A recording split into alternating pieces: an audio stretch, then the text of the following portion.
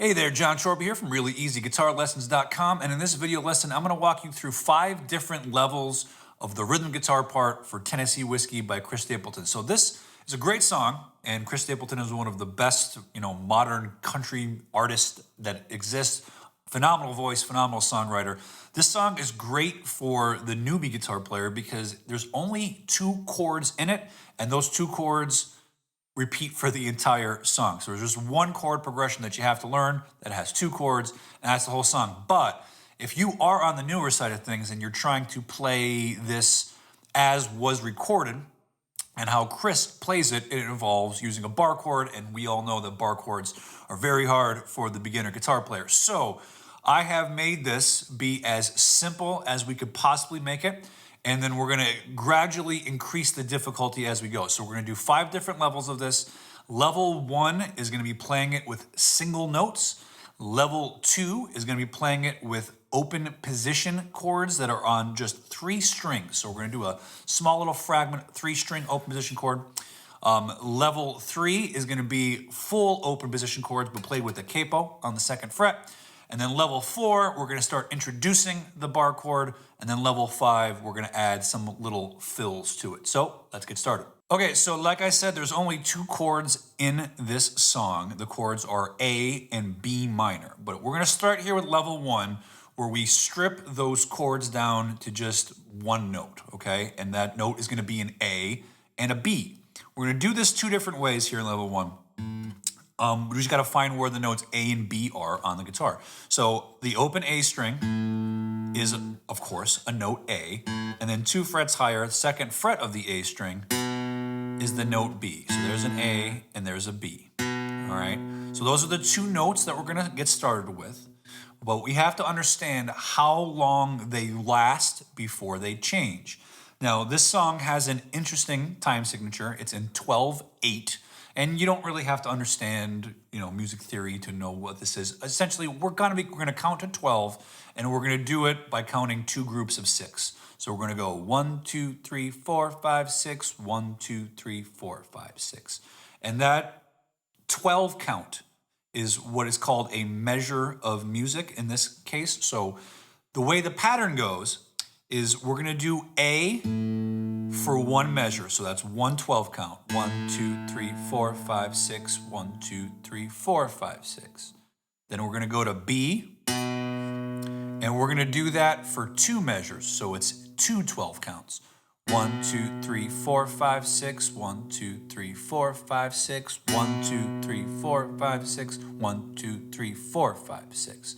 So you notice that on the start of each measure of that B, I just picked the string just so I was aware of where I'm at in the timeline, okay? So it's 1 measure of A, 2 measures of B, and then 1 measure of A, okay? So the whole thing will be like this.